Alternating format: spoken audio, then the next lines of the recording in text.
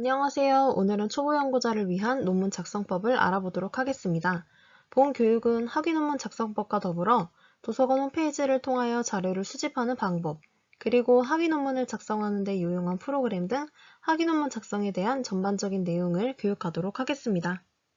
다음과 같이 논문이란 무엇인지, 논문을 시작하기 전 준비, 논문을 작성하는 방법, 그리고 논문을 어떻게 마무리해야 하는지 순서대로 살펴보겠습니다. 첫 번째로 논문이란 무엇인지 알아보도록 하겠습니다. 먼저 논문의 정의에 대해 알아보도록 하겠습니다. 논문이란 해당 학문 분야의 본인이 연구한 결과를 공표하는 학술적인 글입니다. 논문은 일상적인 글쓰기와는 다르게 일정한 형식과 격식을 갖추어야 합니다. 일반적으로 격식체와 문어체를 사용합니다. 학위 논문은 연구자 혼자 힘으로만 쓰는 것이 아니라 지도교수와의 상호작용을 통해 완성되는 글입니다. 연구자는 지도교수의 지도와 조언을 바탕으로 해당 과정에 부합하는 수준의 논문을 작성하게 됩니다. 다음으로는 학위 논문과 소논문의 특징을 살펴보겠습니다. 우선 작성 목적의 차이가 있습니다. 학위 논문은 학위 취득이라는 보다 확실한 목표가 있고, 소논문은 해당 학문 분야의 새로운 연구 성과를 공유하기 위해 작성하는 논문입니다. 분량은 학위 논문이 약 100쪽에서 400쪽으로 많은 편이며, 소논문은 20쪽에서 40쪽 정도가 일반적입니다. 형식은 학위 논문의 경우 소속 대학의 규정에 따르며, 소논문은 해당 학회와 학술지의 규정에 따른다는 차이가 있습니다. 학위 논문의 평가자는 지도교수를 제외한 심사위원으로 위촉된 교수이고, 소논문은 학회에서 위촉한 심사위원 3인에서 5인이 맡게 됩니다. 학위 논문에서는 심사자를 공개하고 소논문에서는 공개하지 않습니다. 논문의 공개 방법 및 시기 역시 다릅니다. 학위 논문은 졸업과 동시에 소속 학교에서 공개하며, 원문은 본인의 동의하에 공개됩니다. 소논문은 학회의 규정에 따라 해당 호에 게재된 다른 논문들과 함께 공개됩니다. 다음은 좋은 논문이란 과연 어떤 논문일지 간단히 살펴보겠습니다. 우선 내용적인 측면입니다. 기존의 생각을 답습하기보다는 자신만의 신선한 문제의식을 제기하는 것이 좋은 논문의 기본이라고 할 수 있습니다. 또한 오류 없이 정확도가 높은 결과를 도출해야 하고, 검증되지 않은 인터넷 자료보다는 학술적 가치가 있는 참고자료를 정확한 형식에 따라서 인용하는 논문이 좋은 논문입니다. 또한 자기의 주장을 논리적으로 전개해야 합니다. 형식적인 측면에서 보면 글을 편집하는 것도 내용만큼이나 중요합니다. 가독성을 생각하여 글을 편집하고 정확하고 올바른 출처를 표기해야 합니다. 두 번째로 논문을 시작하기 전 준비 단계에서 해야 할 것들을 알아보도록 하겠습니다. 논문 작성의 흐름도입니다. 논문을 쓰기 위해선 가장 먼저 연구 주제를 선정해야 합니다. 그리고 연구 계획서를 제출한 후 해당 주제에 대한 선행 연구조사를 실시합니다. 본인의 연구를 위한 자료 수집을 한 뒤에 본격적으로 논문을 작성하며 이후에는 제출과 심사가 이루어집니다. 그럼 이제 각 단계별로 살펴보겠습니다. 연구의 시작이라고 할 수 있는 주제 구상 단계입니다. 주제를 어떻게 정하는가에 따라서 이후에 논문 쓰기가 쉬워질 수도 처음부터 난관에 부딪힐 수도 있습니다. 그만큼 주제를 잘 고르는 것이 논문 작성을 수월하게 할 수 있는 첫걸음이라고 할 수 있습니다. 주제를 선정할 때 고려해야 할 부분은 크게 4가지입니다. 본인이 감당하기에 지나치게 어렵거나 규모가 큰 주제는 피하고 평소에 관심을 가졌던 분야를 선택하는 것이 좋습니다. 하지만 주제를 선택할 때 본인의 흥미뿐 아니라 연구할 만한 가치가 있는지를 충분히 생각해 보아야 합니다. 또한 일반화를 시킬 수 있는 아주 구체적인 주제를 정하는 것이 논문을 쓰기 시작할 때 시간을 단축시킬 수 있습니다. 주제를 결정할 때 무엇보다 이것이 새로운 주제인지를 확인해야 합니다. 웬만한 주제는 다 연구되었다고 해도 과언이 아닐 만큼 많은 논문들이 있습니다. 따라서 선행 연구를 통하여 앞서 연구된 주제인지 확인하는 과정이 필요합니다. 이미 연구되었던 주제라면 기존 연구들과의 차별성을 찾아야 합니다. 같은 주제라도 다르게 연구될 수 있는 부분이 있기 때문에 오히려 연구의 방향을 잡는 데 도움이 될 수 있습니다. 만일 기존의 유사한 주제의 논문이 없다면 그대로 구체화하여 논문을 시작하면 됩니다. 주제를 결정한 후 논문 작성에 앞서 연구계획서를 제출해야 합니다. 연구계획서란 연구 수행 이전 단계로 앞으로 진행하고자 하는 연구의 주제, 목적, 내용, 방법, 의의 등을 압축하여 설득력 있게 작성한 글입니다. 연구계획서는 본격적인 연구 수행의 시작이지만 공표되지 않는다는 특징이 있고 압축성, 명료성, 구체성이 요구됩니다. 연구계획서에 포함되어야 할 내용으로는 연구 제목, 배경, 목적 및 의의, 선행연구 검토, 연구 방법, 연구 대상, 가상목차, 참고문헌 등이 있습니다. 한마디로 앞으로 작성할 논문에 대한 전반적인 계획을 작성하면 됩니다. 다음은 선행연구조사입니다. 선행연구조사란 본격적인 연구를 시작하기에 앞서 해당 주제에 대해 간략히 조사하는 것을 말합니다. 주로 연구에 필요한 주요 개념들에 대하여 파악을 하며 2단계에서 연구자는 본인이 선택한 주제에 대한 기본적인 이해와 지식을 습득하게 됩니다. 이전 주제 구상에서도 언급했지만 선행연구조사는 중복 연구를 방지하기 위한 필수적인 과정입니다. 선행연구조사 시 인터넷 기사나 신뢰성이 없는 글보다는 권위 있는 연구자료를 참고하는 것이 초기의 연구 방향을 설정함에 있어 도움이 됩니다. 또한 자료들을 그저 나열하는 것이 아니라 하나의 주제로 명확히 수렴되도록 정리해야 합니다. 선행연구는 단순한 자료조사가 아니라 연구를 하기 위한 사전조사이기 때문에 선행연구를 맹목적으로 수행하기보다는 비판적인 자세를 갖추는 것이 필요합니다. 선행연구조사까지 마쳤다면 이제 논문 작성을 위한 자료를 본격적으로 수집할 차례입니다. 논문을 쓰면서 자료를 얻을 수 있는 정보원은 크게 세 가지로 나누어 볼 수 있습니다. 학술 웹DB는 국내외 학위 논문과 학술지 논문의 원문 또는 서지 정보를 제공하지만 별도의 비용을 지불해야 합니다. 검색 포털은 구글 스칼라나 네이버 학술 정보 등이 있는데 가장 방대한 검색 결과를 얻을 수 있지만 신뢰성 확인이 필요합니다. 하지만 도서관 홈페이지를 통해서는 신뢰성이 높은 학술 자료들을 별도의 비용 없이 무료로 이용할 수 있습니다. 그럼 도서관 홈페이지에서 자료를 수집해 보도록 하겠습니다. 교내에서 도서관의 구독 전자자원들을 이용할 때는 IP 인증이 되기 때문에 로그인 없이 바로 원문 이용이 가능하지만 교외에서 이용할 때는 반드시 로그인을 해야 합니다. 홈페이지 우측 상단에 보이는 자물쇠 아이콘을 클릭하면 로그인 됩니다. 아이디와 패스워드는 마이아이웹과 동일합니다. 로그인한 후 검색창 위쪽에서 통합검색, 소장자료, 전자자료 탭 중 선택하여 검색하면 됩니다. 소장자료와 전자자료 탭을 선택하면 우측에 상세검색 버튼이 보입니다. 상세검색 화면입니다. 자료명, 저자명 등 여러 키워드를 조합하여 불리한 연산자로 검색할 수도 있고 자료 유형, 연도 등 다양한 조건의 검색이 가능합니다. 검색 결과 화면입니다. 검색 결과 내에서 소장기관, 컨텐츠 유형, 발행 연도, 주제 등 여러 조건을 제한하여 재검색할 수 있습니다.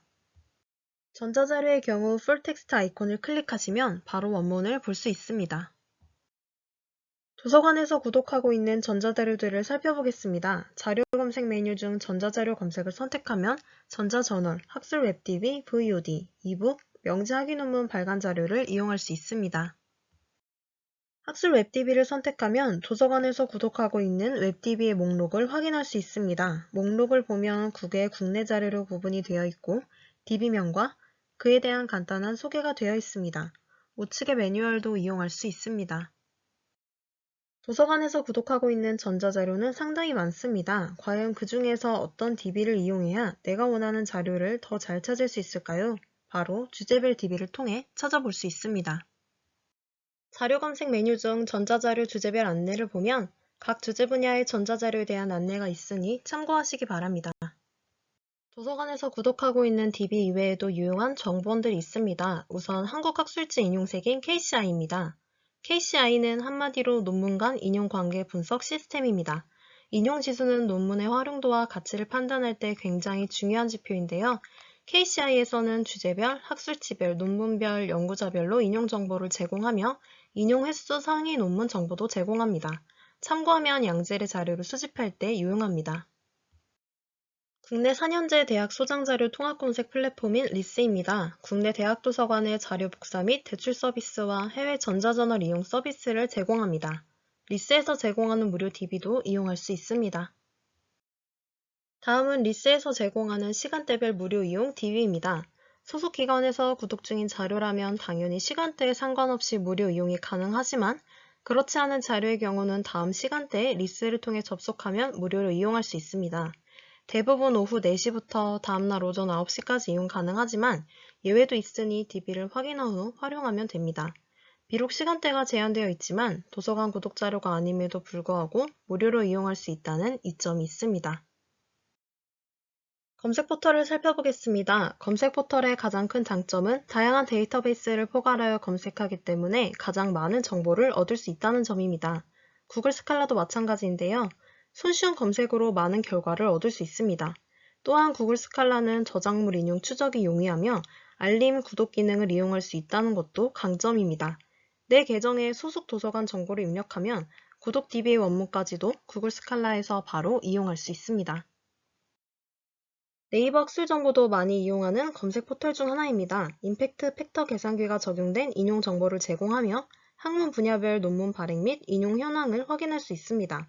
또한 분야별 키워드별 연구 트렌드를 확인할 수 있다는 것도 네이버 학술 정보만의 장점이라고 볼 수 있습니다. 지금까지 다양한 정보원들을 알아보았다면 이번엔 그 정보원에서 더 정확하게 검색하는 방법을 알아보겠습니다. 검색 연산자는 기본적으로 영어의 대소문자를 구분하지 않으며 그리스 문자를 입력할 때는 다음과 같이 발음 표기대로 입력해야 합니다. 또한 미국식 영어와 영국식 영어를 구분하지 않기 때문에 와일드카드를 이용한 검색 방법이 필요합니다. 와일드카드에 대한 내용은 뒷부분에서 자세히 설명하도록 하겠습니다. 먼저 불리한 연산자입니다. 불리한 연산자는 키워드들 간의 관계를 정의시켜주는 대표적인 논리 연산자인데요. 대부분의 사이트에서는 이 불리한 연산자를 기본적으로 적용하고 있습니다. 불리한 연산자는 다음과 같이 and, or, not 세 가지가 있습니다. and는 그리고라는 뜻이죠. and 연산자를 사용하면 두 키워드를 모두 포함한 결과가 도출됩니다. 일반적으로 띄어쓰기를 하면 대부분의 포털은 모두 and로 인식이 됩니다. 예를 들어 도서관 한 칸 띄고 서비스를 입력하면 자동으로 도서관 and 서비스가 되어서 도서관과 서비스를 모두 포함한 검색 결과를 보여줍니다. 검색 결과를 더 특정 짓고 싶을 때 또는 더 좁히고 싶은 때에 사용하면 됩니다. 5월 연산자는 두 키워드 중 하나라도 포함된 결과를 모두 보여줍니다. 유의어까지 놓치고 싶지 않을 때 사용하면 유용합니다.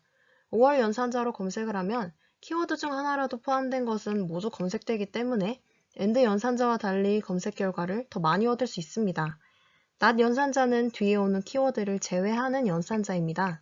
불필요한 검색 결과를 제외할 수 있으므로 검색 결과를 좁히고 싶은 경우 사용할 수 있습니다.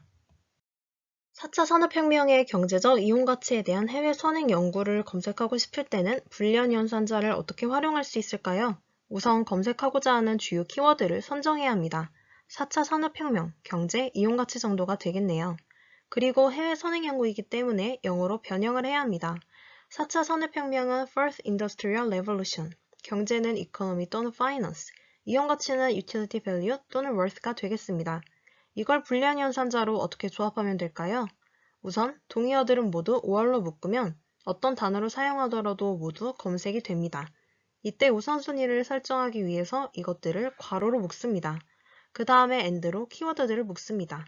만일 불필요하게 검색되는 단어가 있다면 not 뒤에 덧붙이면 제외시킬 수 있습니다.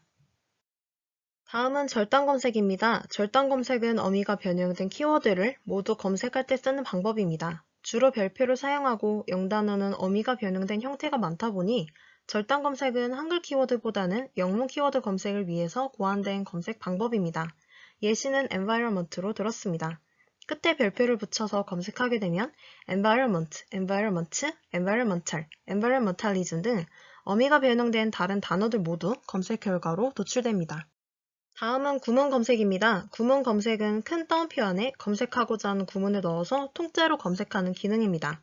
연산자가 포함된 문구를 검색할 때도 이 방법을 사용하면 연산자를 연산자로 인식하지 않고 문구의 일부로 인식하기 때문에 정확한 검색이 가능합니다. 밑에 예시를 보겠습니다. 도서관 서비스를 큰 따옴표 안에 넣어서 검색하면 이 도서관 서비스를 하나의 구문으로 보기 때문에 앞뒤 순서가 바뀌지 않고 붙어있는 것을 볼 수 있습니다. 또한 school and welfare 같은 문구를 검색할 때도 이 구문 검색을 사용하면 and를 연산자로 인식하지 않고 school and welfare라는 하나의 문구로 인식합니다. 마지막으로 와일드카드입니다. 와일드카드는 물음표와 샵 두 가지가 있는데요. 물음표는 하나의 스펠링을 임의로 대신하는 역할이고 샵은 하나 이상의 스펠링을 대신하는 역할을 합니다.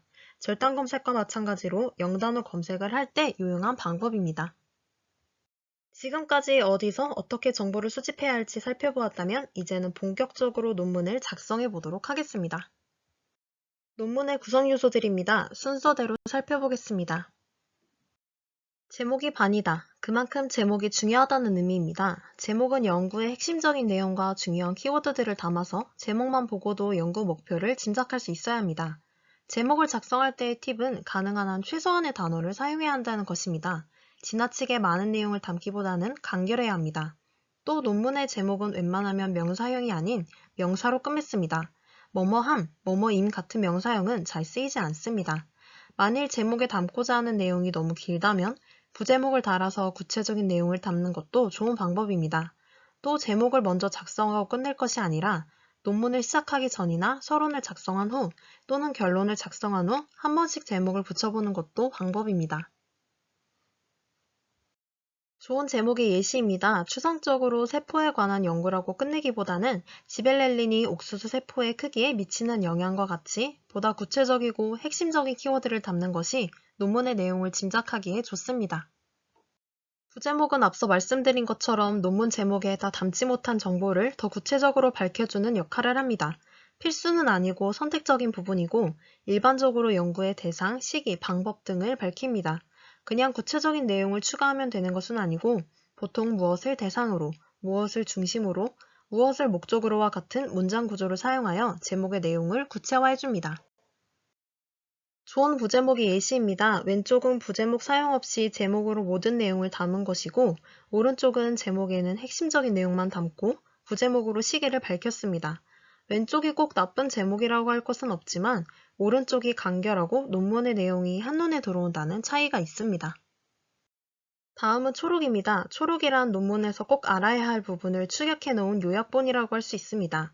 연구의 목적과 내용을 반영하여 논문의 내용을 신속히 알 수 있도록 도와주는 역할을 합니다. 독자들은 제목과 초록을 읽어본 후에 나에게 유익한 내용인지 판단하게 됩니다. 영문 초록은 영어로 논문의 내용을 요약한 부분으로 영문 제목과 함께 써야 한다는 점이 국문 초록과는 다릅니다. 영문 초록에 포함되는 내용은 국문 초록에 포함되는 내용과 동일합니다. 그러나 영문 제목과 영문 초록을 작성할 때 한글 제목과 초록을 낱말 그대로 하나하나 영작하는 것이 아니라 영어 문헌의 표현 방식을 따라야 합니다. 따라서 그대로 영작을 하기보다는 선행 연구의 영어 문헌을 통해 어떻게 표현해야 논문의 내용이 잘 요약되어 전달될 수 있을지를 지향하면서 작성해야 합니다. 그렇다면 초록에는 어떤 내용을 담아야 할까요? 필수 요소는 연구의 목적, 방법, 결과 등에 해당됩니다. 초록은 제목과 마찬가지로 간결하고 정확해야 하고 핵심 키워드를 6개 이내로 선정하여 초록의 끝부분에 주제어로 제시해야 합니다.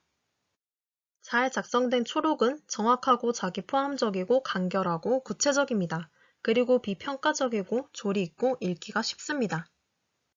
논문의 시작 서론입니다. 서론은 논문의 도입부이며 연구 주제에 대하여 관심을 유도하고 사전 정보를 제공하는 역할을 합니다. 연구 주제와 의의, 목적, 필요성, 범위, 방법 등을 간략하게 기술하면 됩니다. 일반적으로 문제 제기, 연구의 필요성 제시, 가설과 연구 전략 제시 순서로 이어집니다. 서론을 작성할 때는 과거형 또는 현재 완료형을 사용합니다. 단 연구 목적은 현재형으로 기술할 수 있습니다. 논문의 주요 내용을 소개할 때는 한두 문장으로 요약하여 설명해야 합니다. 한 가지 팁이 있다면 본론과 결론을 작성한 후에 이 내용을 바탕으로 서론을 작성하는 것이 훨씬 수월합니다. 그리고 서론을 작성할 때도 남의 생각을 인용할 때는 당연히 출처를 밝혀야 합니다.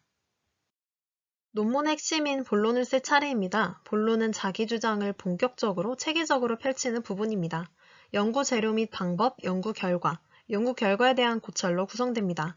본론을 쓸 때 주의사항입니다. 만일 약어를 사용한다면 최초로 언급할 때만 풀어서 기술하고 이후에는 약어만 사용하면 됩니다. 다른 사람이 연구를 따라했을 때 동일한 결과가 나올 수 있도록 연구의 상세 정보를 제공해야 합니다.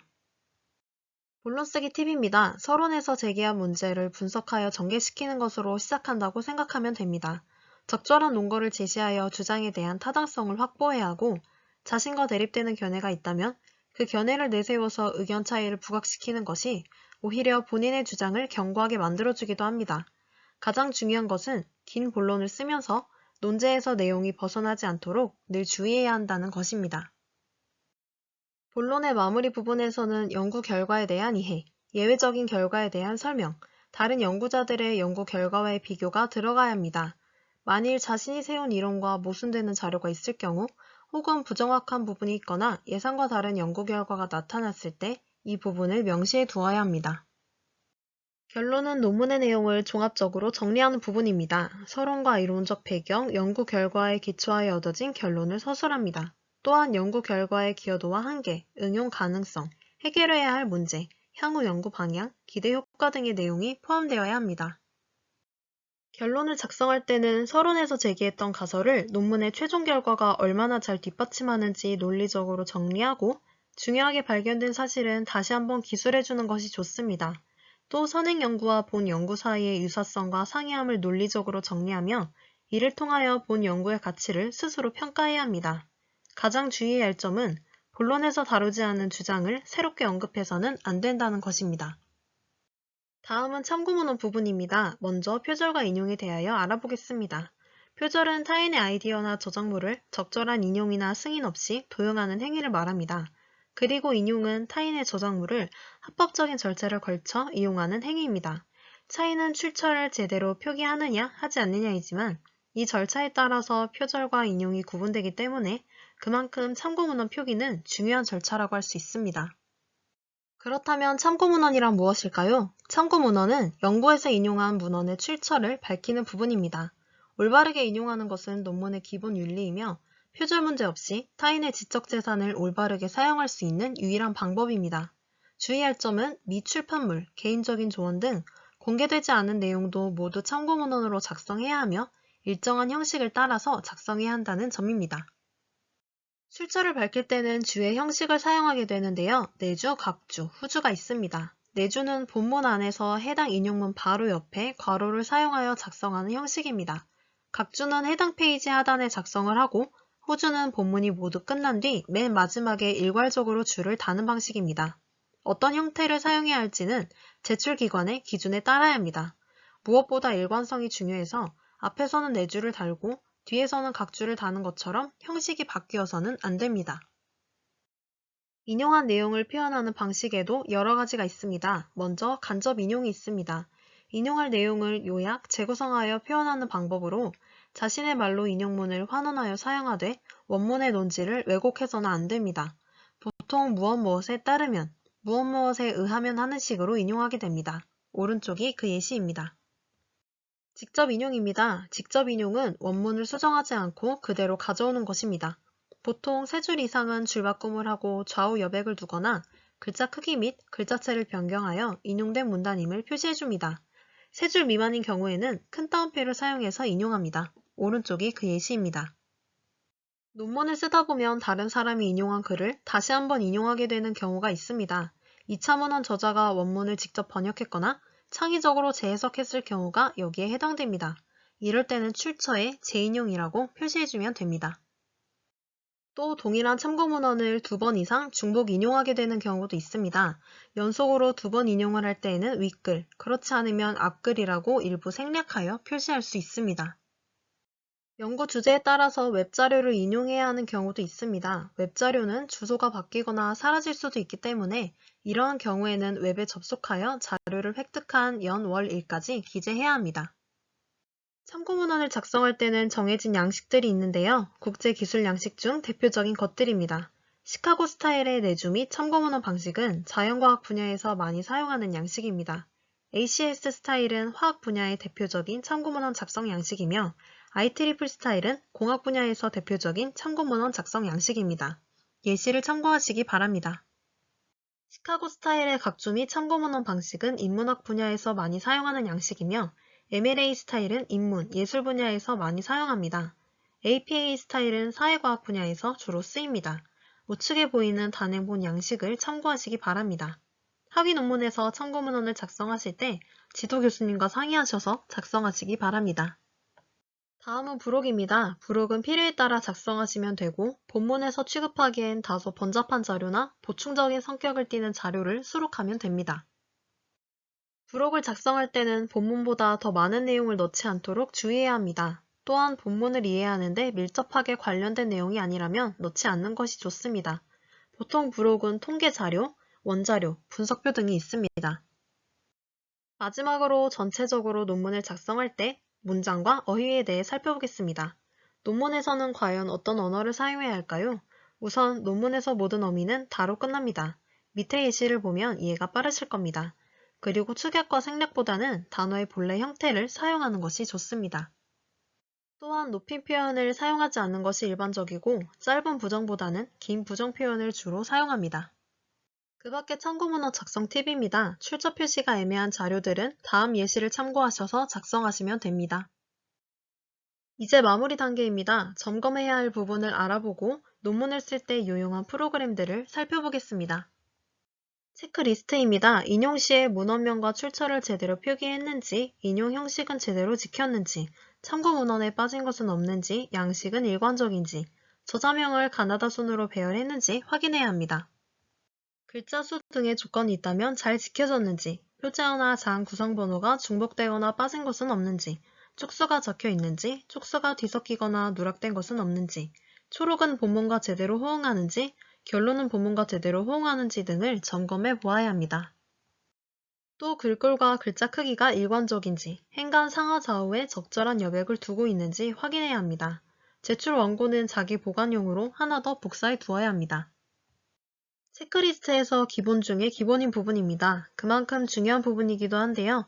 오탈자는 없는지, 이름, 소속 등은 제대로 기입했는지, 무엇보다 제출 기한을 항상 확인해야 합니다.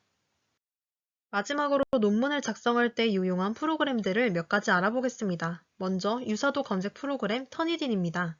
명지대학교 대학원 홈페이지를 통해서 접속한 후 이용이 가능합니다. 다음은 계정을 생성하는 방법입니다. 터니딘 홈페이지에서 회원가입으로 들어가서 클래스 아이디와 등록키를 입력해야 합니다. 클래스 아이디와 등록키는 대학원 교학팀으로 문의하시기 바랍니다. 그리고 아래의 이메일 주소 입력란에 본인의 학교 메일을 입력하면 됩니다.